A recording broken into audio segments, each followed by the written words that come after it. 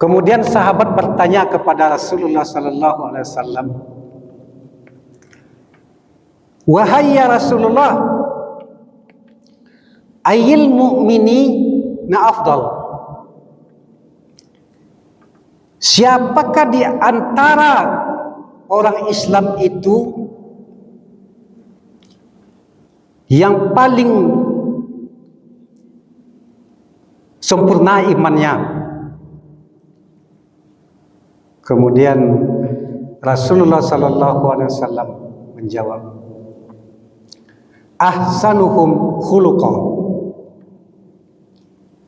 Sesungguhnya di antara orang Islam itu yang paling tinggi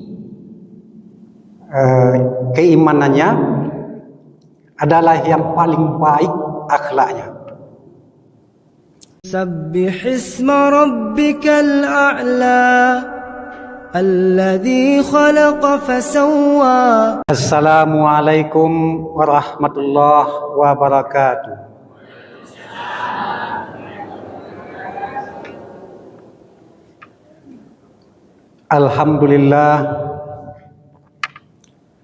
Alhamdulillahillazi arsala rasulahu bil huda wa dinil haqq liyuzhirahu 'ala ad-dini kullih wa kafa billahi syahida. Allahumma salli wa sallim ala sayyidina Muhammadin wa ala alihi wa sahbihi wa man tabi'ahum bi ihsanin ila yaumiddin. Amma ba'du, faya ayyuhal hadirun, ya ayyuhallazina amanu taqullaha haqqa tuqatih wa la tamutunna illa wa antum muslimun. Rabbis rahli sadri wa yassirli wal 'uqdatam min lisani yafqahu qawli. Bapak-bapak dan ibu-ibu, saudara-saudaraku yang sama-sama duduk di masjid ini, yang sama-sama mengharapkan ridho Allah Subhanahu wa taala pada pagi hari ini. Pertama sekali marilah kita bersyukur kehadirat Allah Subhanahu wa taala atas segala limpahan rahmat, nikmat, taufik dan hidayahnya kepada kita semua, sehingga di pagi hari ini kita selalu saja dapat berububiyah di masjid Allah ini dalam rangka kajian subuh. Mudah-mudahan semua kegiatan kita pada pagi hari ini akan dinilai sebagai ibadah oleh Allah Subhanahu wa taala. Kemudian selanjutnya, marilah kita berselawat dan salam buat junjungan kita Nabi besar Muhammad sallallahu alaihi wasallam dengan mengucapkan Allahumma salli ala sayyidina Muhammad wa ala ali sayyidina Muhammad. Dengan banyak-banyak berselawat kepada Rasulullah sallallahu alaihi wasallam, mudah-mudahan kita mendapatkan syafaat dari beliau di yaumil akhir nanti. Saudara-saudaraku, bapak-bapak, ibu-ibu yang hadir pada pagi hari ini, dalam keadaan sehat walafiat kita hadir di sini, selalu saja kita bersyukur kepada Allah Subhanahu wa taala atas segala nikmat yang Allah berikan. La in sakartum la azidannakum wa la in kafartum inna azabi lasyadid. Barang siapa yang mensyukuri nikmatku, kata Allah, maka akan aku tambah nikmat kepadanya. Tetapi barang siapa yang kufur nikmat, barang siapa yang mengingkari nikmatku, kata Allah, maka sungguh azabku sangat pedih, kata Allah. Maka oleh sebab itu, marilah kita tingkatkan keimanan dan ketakwaan ketakwaan kita kepada Allah Subhanahu wa taala dalam rangka mensyukuri nikmat Allah. Kemudian selanjutnya Allah Subhanahu wa taala berfirman di dalam Al-Qur'anul Karim surat Al-Hujurat ayat 13. A'udzu billahi minasyaitonir rajim. Bismillahirrahmanirrahim. Ya ayyuhan nasu inna khalaqnakum min dzakarin wa unsa وَجَعَلْنَا شُعُوبًا وَقَبَائِلَ لِتَعَارَفُوا إِنَّ أَكْرَمَكُمْ عِندَ اللَّهِ أَتْقَاكُمْ إِنَّ اللَّهَ عَلِيمٌ خَبِيرٌ. Yang artinya,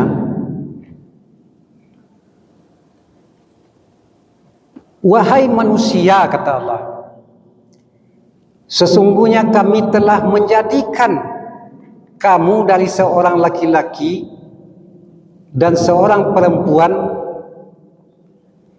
dan kami jadikan kamu bersuku-suku dan berbangsa-bangsa agar kamu saling mengenal, kata Allah. Maka yang paling mulia di antara kamu di sisi Allah Subhanahu wa taala adalah orang yang paling bertakwa. Sungguh Allah Maha mengetahui dan Maha teliti. Bapak-bapak hadirin sidang jamaah Jumat, bapak-bapak hadirin kajian subuh yang dirahmati Allah. Dalam ayat ini dapat kita simpulkan bahwa pandangan Allah kepada manusia itu sama di sisi Allah SWT. Siapa saja orangnya, baik beriman maupun tidak beriman, tapi pandangan Allah kepada manusia sama saja. Tapi yang membedakan manusia satu dengan yang lainnya adalah ketakwaannya. Barang siapa yang paling bertakwa, itulah yang paling mulia di sisi Allah Subhanahu wa taala. Bapak-bapak dan ibu-ibu, saudara-saudaraku yang berbahagia, pada suatu ketika Rasulullah sallallahu alaihi wasallam didatangi oleh seorang para sahabat. Kemudian sahabat bertanya kepada Rasulullah sallallahu alaihi wasallam, "Wahai ya Rasulullah, ayyul mu'minina afdal?" Siapakah di antara orang Islam itu yang paling sempurna imannya? Kemudian Rasulullah sallallahu alaihi wasallam menjawab, "Ahsanuhum khuluqa." Sesungguhnya di antara orang Islam itu yang paling tinggi keimanannya adalah yang paling baik akhlaknya. Dan kemudian para sahabat kembali bertanya kepada Rasulullah sallallahu alaihi wasallam, "Wahai ya Rasulullah, ayil mu'mini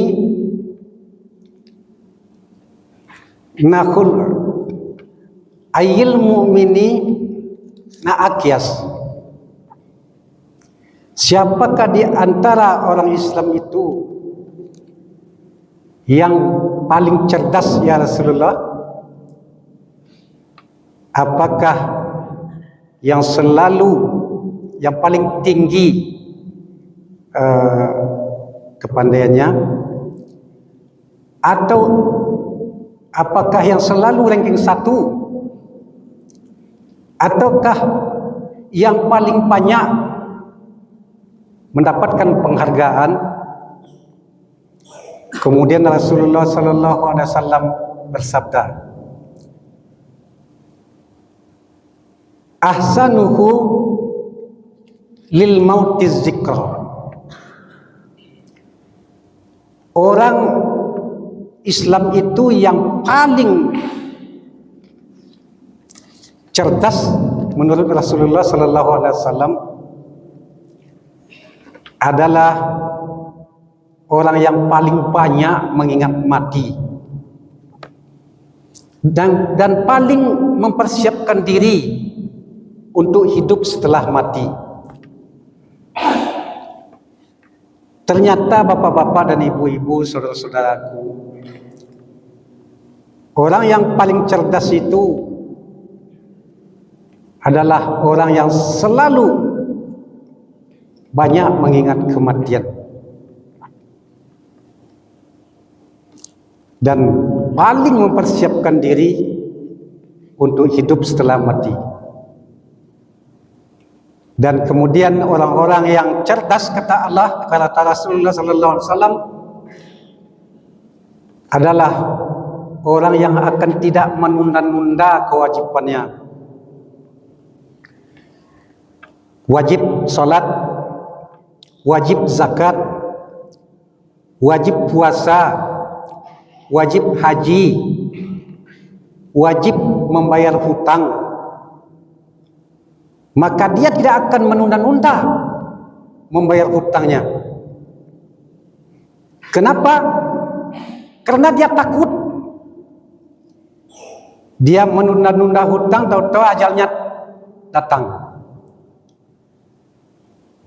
Maka orang yang cerdas itu tidak akan menunda-nunda untuk membayar hutang.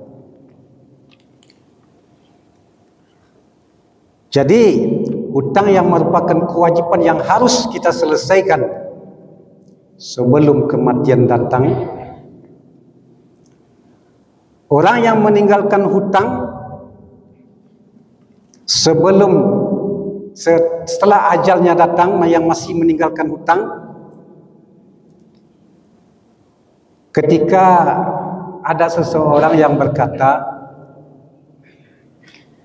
marilah kita antarkan dia ke tempat peristirahatannya yang terakhir. Sesungguhnya dia itu tidak istirahat, saudara-saudaraku, tetapi menemui babak baru dengan penderitaan yang berkepanjangan sampai hari kiamat nanti. Maka oleh sebab itu, barang siapa yang masih mempunyai hutang, bersegeralah untuk membayar hutang. Kemudian yang kedua, kata Rasulullah sallallahu alaihi wasallam, orang yang paling banyak mengingat mati adalah dia tidak akan menunda-nunda untuk bertobat kepada Allah Subhanahu wa taala. Karena besok hari belum tentu dia akan hidup. Jadi yang kedua ialah orang yang tidak akan mau menunda-nunda untuk bertaubat. Itu yang kedua. Dan yang ketiga, orang yang cerdas itu, kata Rasulullah sallallahu alaihi wasallam, adalah orang yang tidak akan menunda-nunda kebersamaan dengan keluarganya, bersama keluarganya. Kenapa? Karena takutnya pertemuan dengan keluarga barangkali pertemuan yang terakhir dengan keluarganya. Dia tidak akan menunda-nunda dengan pertemuan dengan keluarganya, anak istrinya, saudara-saudaranya, orang tuanya, terutama sekali orang tuanya, maka barang siapa yang masih hidup orang tuanya, bahagiakanlah dia. Karena andai kata pada pagi hari ini orang tua kita dipanggil oleh Allah Subhanahu wa taala, terbujur kaku, kita tidak akan dapat lagi untuk mendengarkan suaranya.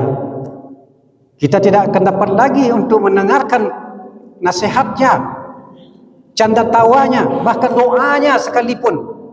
Kita tidak akan bisa lagi mendengarkannya.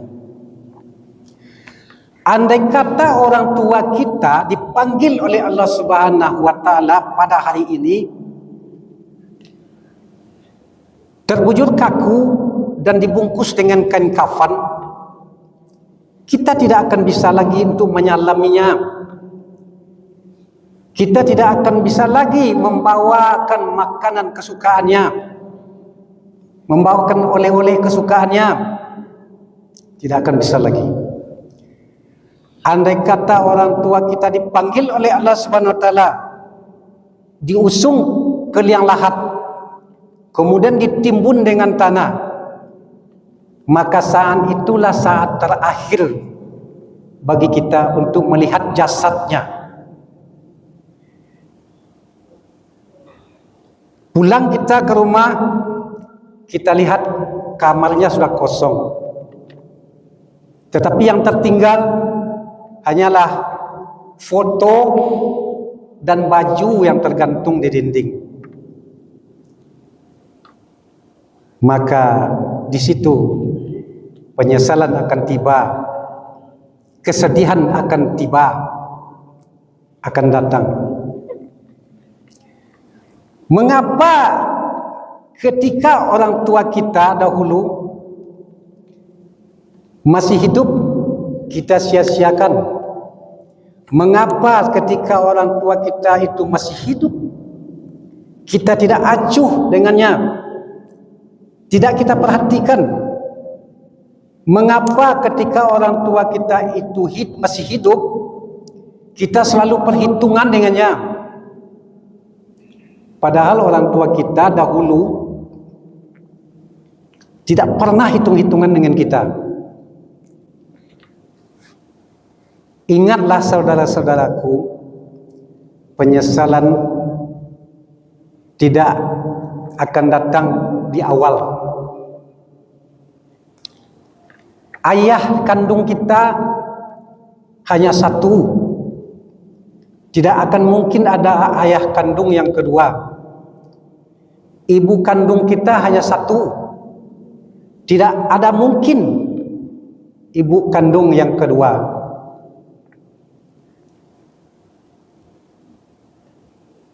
Jadi berbakti kepada kedua orang tua sewaktu dia masih hidup. Karena berbakti kepada kedua orang tua kita itu, berbakti kepada kedua orang tua kita adalah wajib hukumnya dan tidak akan bisa terulang dua kali. Maka oleh sebab itu orang yang banyak mengingat mati, kata Rasulullah sallallahu alaihi wasallam, adalah orang yang selalu menyempatkan dirinya untuk bersama keluarganya. Kemudian yang keempat adalah Rasulullah sallallahu alaihi wasallam mengatakan orang yang cerdas itu yang paling banyak mengingat kematian, yaitu adalah orang yang tidak akan menganggap sepele atau tidak menyepelekan dosa yang kecil sekalipun, walaupun sebesar biji zarah sekalipun dosa yang kita lakukan. Misalnya menonton film porno, manusia memang tidak tahu, tetapi Allah Subhanahu wa taala tidak tidur. tidak pernah ngantuk. La ta'khudhuhu sinatu wala naum. Oleh sebab itu, kalau kita lihat betapa banyak orang yang matinya dalam keadaan bermaksiat, betapa banyak mereka-mereka yang mati dalam keadaan mabuk, minum minuman keras, betapa banyak di antara mereka yang matinya makan makanan haram, korupsi dan sebagainya. Kemudian dia menemui ajalnya, maka ini ialah yang disebut mati yang buruk, mati dalam keadaan su'ul khatimah. Maka oleh sebab itu, marilah kita pergunakan waktu untuk selalu taat kepada Allah SWT. Kemudian yang kelima, orang yang cerdas itu menurut Rasulullah adalah orang yang selalu memperbaiki dirinya, berbuat yang baik-baik saja, yang paling banyak waktunya untuk mengingat Allah Subhanahu wa taala, berpikir baik, berbuat baik, bersikap baik, baik. Apabila kematian tiba, kita berpikir baik, berbuat baik, maka kata Rasulullah sallallahu alaihi wasallam, "Man qala la ilaha illallah akhiru kalami dakhalal jannah." Barang siapa yang di akhir kalamnya mengucapkan kalimat la ilaha illallah, sesungguhnya dia masuk surga. Itulah yang disebut dengan husnul khatimah. Mudah-mudahan kita bisa selalu berbuat baik, berpikir baik, bersikap baik, bertutur kata yang baik. Kita kerjakan seluruh perintah Allah Subhanahu wa taala dan Rasulnya dengan baik. Mudah-mudahan seluruh hutang-hutang kita dihapus oleh Allah Subhanahu wa taala, seluruh salah dan dosa kita diampuni oleh Allah Subhanahu wa taala, dan seluruh keluarga kita telah memaafkan kita. Andai kehidupan kita, andai kita dipanggil oleh Allah Subhanahu wa taala, kita telah dimaafkan oleh tetangga kita, kita telah dimaafkan oleh keluarga kita, kita telah dimaafkan oleh saudara-saudara kita, orang tua kita. Insya Allah kita mati dalam keadaan husnul khatimah, mati dalam keadaan baik. Dan mudah-mudahan apabila ajal datang menjemput kita, mudah-mudahan banyak orang yang menyolatkan kita, banyak orang yang mendoakan kita, termasuk keluarga kita, anak-anak kita, saudara-saudara kita. Mudah-mudahan saudara kita, anak kita ikut mendoakan kita, sehingga semua doa yang kita dapatkan menjadi amal jariah hendaknya. Mudah-mudahan apa yang disampaikan dalam pengajian subuh ini dapat kita ambil ibrahnya hendaknya. Mudah-mudahan kita termasuk orang-orang yang beriman, bertakwa, yang selalu mendapatkan keridhaan Allah Subhanahu wa taala. Barakallahu lakum bil Qur'anil azim wa nafa'ani wa iyyakum bima fihi minal ayati wa zikril hakim. Aqulu qauli hadza wa astaghfirullahal azim al jalila li wa lakum wa lisairil muslimin min kulli dzambin fastaghfiruhu innahu huwal ghafurur rahim. Billahi taufiq wal hidayah. Assalamualaikum warahmatullahi wabarakatuh.